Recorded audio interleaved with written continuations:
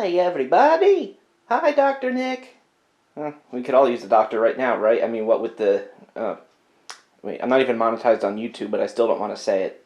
You know, the thing going on in the world right now.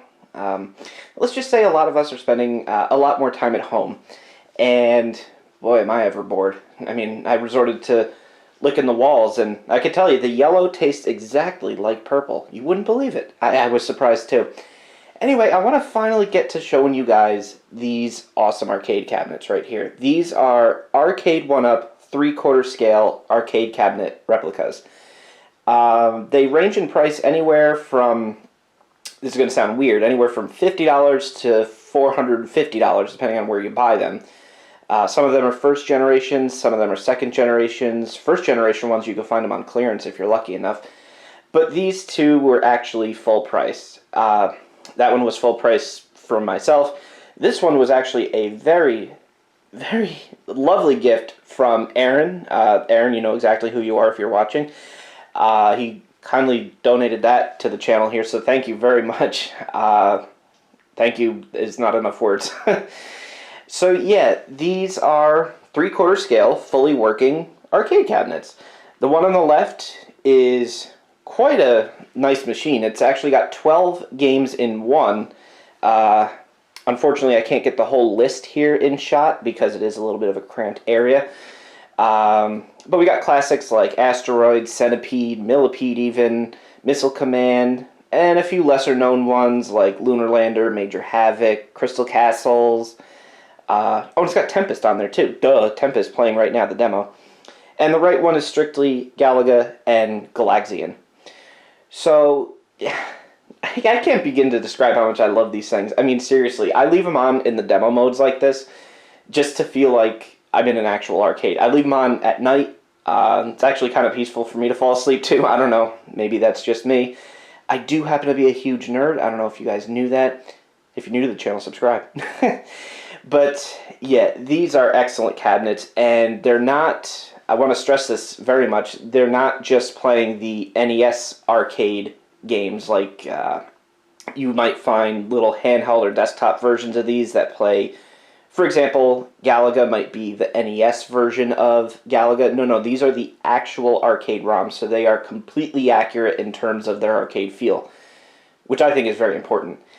And they're always set to free play, so you don't need to put in a quarter each time. Although I have seen some people making modifications where they actually put a coin door on the front and make it so you actually have to put a quarter in.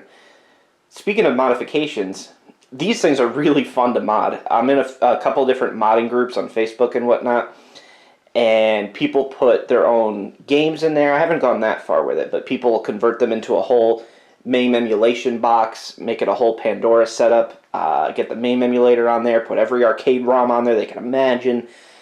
But for me, I've so far just stuck to hardware modifications. For starters, on this machine, I replaced the trackball that comes with it stock for a more accurate one. It's a little bit lighter, so it doesn't feel as good to move, especially for a game like Centipede. But it lights up, though. Not right now, but it has dip switches on it where you can actually change the color of the lights and stuff like that. Also, I replaced the spinner on there. We'll get a closer look at all these modifications. But the stock spinner on there is plastic. It clicks in certain spots. It's horrible, especially for a game like Tempest. It's almost unplayable. But you replace it with that third-party metal one. It freely spins. It's a world of difference. Galaga.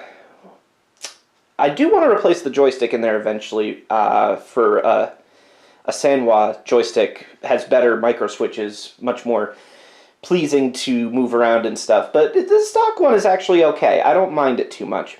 Another modification I've done is a brightness control. The screen brightness on both of them right now is the stock full brightness. And sometimes, well, frankly, it's just too bright. You could see it. Well, you could see it on both of them, actually, but more around the Tempest. You see you got some light bleed on the top and the sides there. Not so much prominent on Galaga, but it's there. Yeah, so the default brightness, it's just too bright. So it really does help to turn it down a bit.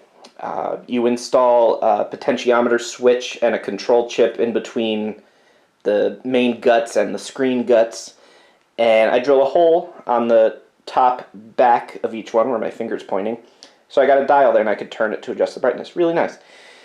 So I think after the hardware modifications, it just makes them that much better. And they're fun projects, too. I like a fun, hands-on electronic project. Actually, the current one I'm working on, I'm going to get light-up marquees for both of them. Some of the models, like they make a Golden Tee Arcade1Up cabinet. You know, Golden Tee, that golf game that was in every bar ever, and I think like still is, depending on how dingy the bar is you go to.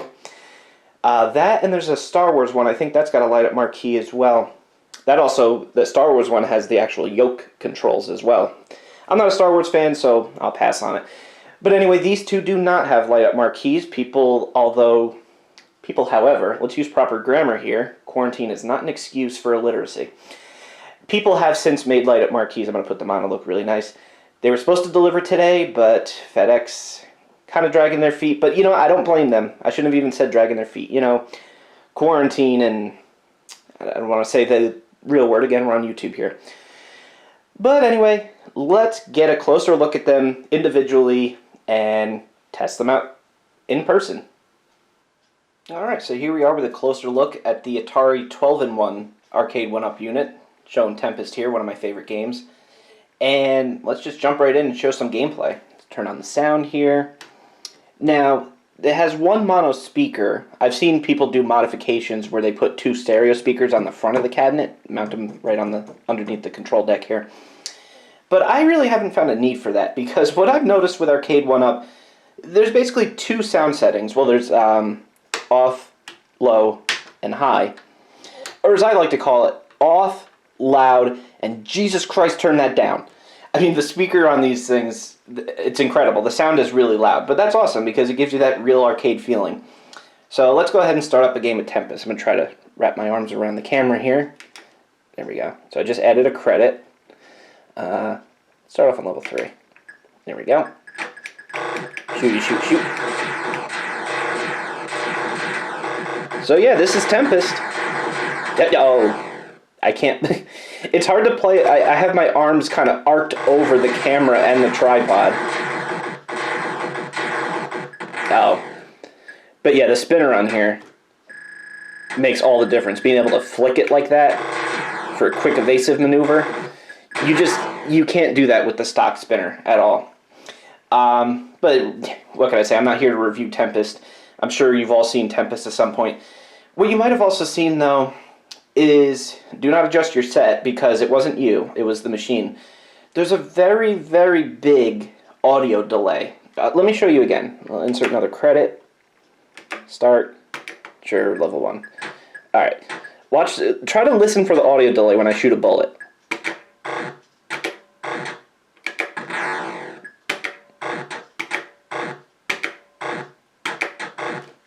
Yeah, the audio delay is really something. And unfortunately, it's not limited to Tempest. It happens with every single game on here, all 12 of them. So that's kind of a bummer. I have seen ways you can wire up a USB keyboard to the main board inside the unit. It's a little tricky. You gotta solder a USB extension cable into 4 leads on the board, which are actually a USB port in disguise. I did that, and I've tried 2 different keyboards, and I can't get the machine to recognize the keyboard either way. Anyway, why am I mentioning a keyboard? Well, these are running on MAME emulators, so you can use a keyboard. I've seen people do it. Use the keyboard to get into the MAME emulator's settings page, and you could adjust settings like audio latency and, well, pretty much everything. If you've ever used MAME, you know how customizable it is. But I haven't been able to get it to work. Well, I might as well show you guys the other games on here. I think it's hold down the player 1 button for 5 seconds. Yep, there we go. Okay. So these are all the games that are on here, pardon the top being cut off. I wanted to get the control panel and the screen in shot, and this is the best I could do. I'm sorry. By the way, Piranha Plant is not included. That's a separate purchase. And a little Lego, too. Look at that. So we got Quantum, Gravitar, Tempest, Missile Command, Centipede, Lunar Lander, Millipede, Crystal Castles, Liberator, Asteroids Deluxe, Regular Asteroids, Major Havoc, Quantum. I've reached the top of the list, so I'm repeating myself. So yeah, I don't know. Are any of these games your guys' favorite? Leave a comment down below. Like, comment, and yeah, get that out of the way. But yeah, very fun machine. I played on this thing for hours, literally. So that's what that machine has to offer. If you do happen to find an Atari 12-in-1, or any of the, like the Asteroids cabinet just has the buttons and the spinner, because I think it also has Tempest on it. I could be wrong. But there is just a Centipede cabinet, which has just the trackball. But since this is the 12-in-1, it has the trackball and the spinner. If you get a cabinet with one of these two control schemes on it, I cannot recommend enough that you upgrade the trackball or spinner, especially the spinner. The metal, it spins freely, no plastic, no clicking in place. Oh, it's so good. It's so good. All right, let's move on over to the right, and we'll check out Galaga. All right, so here we are over at Galaga, and it also sounds like the neighbor's dog has started barking, so enjoy that ambient noise. So unlike the 12-in-1, this has two games to offer for itself, Galaga and Galaxian. That's it, nothing else. Which, alright, that's fine. But let's go ahead and turn the sound on, and let's just jump straight ahead into a game here. Playing with my arms arced over the camera again. I could barely grab the joystick, but it's working. It's a little dusty. I gotta dust these things. Now notice, compared to the 12-in-1 arcade, this has no audio delay whatsoever. I mean, this is as accurate as an arcade ROM gets. Again, no NES ROMs here, all arcade ROMs running on MAME, stock out of the box. Very, very, very nice. But I'm not here to review Galaga, I'm here to show you the arcade cabinet. So, got my fighter captured, but that's okay. Let's go ahead and return back to the main menu here. I think for this cabinet it's hold down player 2 to get back to the main menu. Nope, that just resets the ROM. Hold down player 1. There we go. So a lot less sparsely populated list here. Galaga and Galaxian. Let's fire up Galaxian. Yeah, it's Galaxian, the arcade ROM. And I don't think this has audio delay either.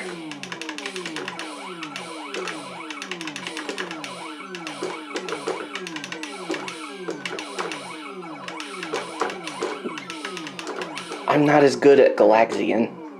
My high score is sad. Oh, that reminds me. Let me turn off the sound here. I want to address the high score issue. Well, not an issue for Galaga. See, Galaga and Galaxian save your high scores, no problem. Mr. 12-in-1 boy over here on the left doesn't save high scores. Well, it kind of does. It literally depends on what game it is. I don't know why this is. I'm sure I could look it up. But Centipede will hold your high score. I remember that. But from the top of my head, that's the only game that I remember that saves your high score. Out of all the 12 games, for some reason, Centipede was the only one that saves a high score. Any other game on there, once you turn the cabinet off, go back to the main menu, or even just reset the ROM, that's it. High score's gone. Game over. So I'm not quite sure what's up with that. Kinda stinks, but hey, nowadays you could just grab your cell phone, take a picture, and be like, hey, here's my high score, post it to whatever board you want, and please your internet stranger friends. So, I don't know, I feel kind of bad I didn't show any more games on the 12-in-1 because, again, not to sound like a broken record, but I'm here to review the cabinets, not the games. But if there are any other games on the 12-in-1 that you would like to see me take a look at closer, I don't know, leave a comment, let me know. I do genuinely like hearing from you guys, so let me know. But enough of Galaxian, let's get on over to the outro. Alright, back out here looking at both of them. What can I say to wrap this up? If you like what you see, well, it really depends on how much you want to pay. Like I said in the beginning, they go from anywhere from $50 to $450, depending on which games are included in it. If you are a really, really diehard arcade fan and you really want that cabinet experience in your home, I can't recommend it enough. Even whether if it's for collecting or hardcore playing, or just to have it on display, it's really nice. But But if you can get one at $50, well, you better take it. I mean, really, these are just so enjoyable to have in my room here. And I personally can't recommend them enough, but again, I am a nerd, so your results may vary. So I hope you guys enjoyed me finally taking a look at the arcade cabinets that have been in the background of like the past, I don't know, 6 or 7 videos. Like I said in the beginning as well, it's just hard to get a shot of them. It's kind of cramped in here, but I hope I gave you a good enough look at them. So thank you guys for watching, and stay safe out there, huh? Thank you guys so much for watching, and a huge thank you to the Patreon donors listed below. You guys are super awesome. Wouldn't be able to do it without the support from all of you guys. And if you haven't checked it out yet, Patreon links down below in the description. There's links to Discord and Twitch also. Live streaming every Tuesday on Twitch. Come join us.